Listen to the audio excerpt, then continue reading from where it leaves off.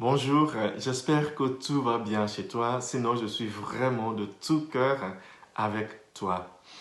Aujourd'hui, les textes de la Bible continuent le message d'hier.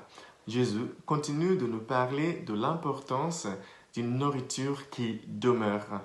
Évidemment, hier à l'église, je vous parlais des trois dimensions de nos besoins, la dimension physiologique. Évidemment, je me suis inspiré de la théorie de Abraham Maslow qui disait que nous avions une hiérarchie de besoins, les besoins physiologiques, repos, manger, se vêtir. Et ensuite, nous avons des besoins relationnels, c'est-à-dire d'appartenance, d'une communauté, des amis, d'une famille, des besoins psychologiques et ensuite des besoins de s'épanouir, des besoins de réalisation de soi.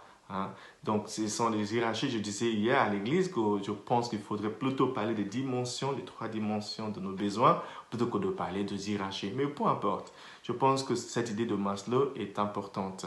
Quand nous regardons l'enseignement dans toute la Bible, c'est exactement ça aussi.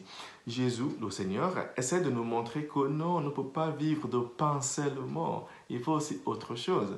Par exemple, hier, on a entendu à l'église que Jésus voudrait aussi nous donner la nourriture qui est le pain du ciel, de son corps et de son sang, ce qui veut dire la vie de Dieu, une relation avec le transcendant, une relation avec le créateur de l'univers. C'est en faisant cela que nous devenons équilibrés pour mener notre existence.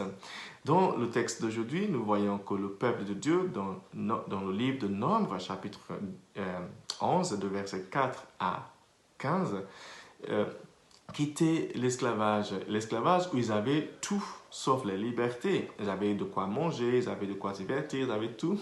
Et la Bible dit qu'ils étaient assis autour des marmites de viande. Ils avaient tellement de viande à manger qu'ils ne voulaient plus quitter l'esclavage. Sauf que à un moment donné, il fallait qu'ils quittent l'esclavage. Et maintenant, ils sont dans le désert parce que pour traverser, pour aller dans une vie sensée, dans la terre promise, ils ont dû traverser le désert. Dans le désert, ils commencent à pleurer, à récriminer contre Moïse en lui disant mais c'est pas possible, tu nous as envoyés ici pour mourir. Et Dieu leur donne la manne. Et ce que j'aimerais vous montrer ce matin, la première chose, c'est que la manne n'est pas tombée dans leur assiette. Non, Dieu ne nous donne pas la nourriture dans notre assiette. La manne, c'était comme des grains qu'il fallait qu'ils aillent chercher, ramasser tous les matins et ensuite il fallait qu'ils cuisent. Il fallait qu'ils aillent cuire cette manne avant de pouvoir la manger. Et le peuple dit, bah, c'est trop difficile. Eh bien, enfant de Dieu, ce que j'aimerais te dire ce matin, la première chose évidemment, c'est qu'il faut veiller à s'occuper de soi dans les trois dimensions. La deuxième chose, c'est que Dieu ne nous met pas la manne dans l'assiette. Dieu nous envoie des opportunités, nous envoie la manne et il nous demande de travailler, de la travailler. La manne, c'est une opportunité à travailler. Dieu nous donne tous les jours des opportunités. En anglais, on dit si tu frappes sur la porte de l'opportunité et elle t'ouvre sa porte, ce que tu trouves, c'est du travail. Dieu ne nous met pas la manne dans l'assiette. Il nous met la manne dehors. C'est à nous d'aller dehors chercher ces opportunités, chercher cette manne, la ramener à la maison et ensuite il va falloir cuire, travailler cette opportunité afin qu'elle nous mène dans la terre promise. Vous voyez, les images sont très parlantes.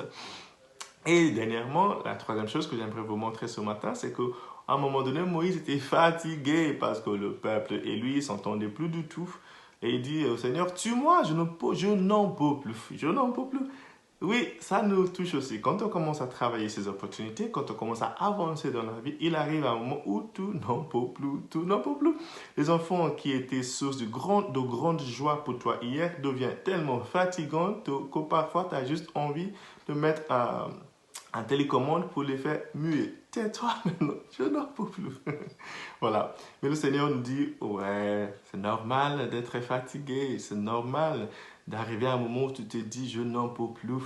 Mais n'oublie pas que tu peux crier vers le ciel. Moïse a crié vers le ciel. Dans l'évangile de ce matin aussi, Matthieu nous dit dans chapitre 14, de verset 13 à 21 de son évangile, que Jésus lui aussi était fatigué, épuisé par le deuil. Il venait de perdre son cousin Jean-Baptiste qui était tué par Hérode et il voulait prendre un petit moment pour aller à l'écart pour se reposer. Toi aussi, tu mérites de repos si tu es fatigué. Prends du temps pour toi. Il est très important de temps en temps, non seulement de crier vers le ciel, mais aussi de se reposer, de prendre soin de soi-même. C'est ainsi que nous arrivons à continuer à développer les opportunités que Dieu nous offre tous les jours. Et évidemment, la Bible nous dit qu'une fois reposé un peu, Jésus a pu continuer à enseigner. Il a même multiplié le pain pour le peuple qui a donc mangé et ils avaient tous tout ce qu'il leur fallait. Ils ont tous mangé à leur satisfaction, à leur satiété. Aujourd'hui, j'espère que toi aussi, tu auras une belle semaine, une belle journée et que Dieu te donne des mannes pour que tu puisses toi aussi traverser ton désert et arriver à la terre promise. Que Dieu te bénisse, le Père, le Fils et le Saint-Esprit. Amen.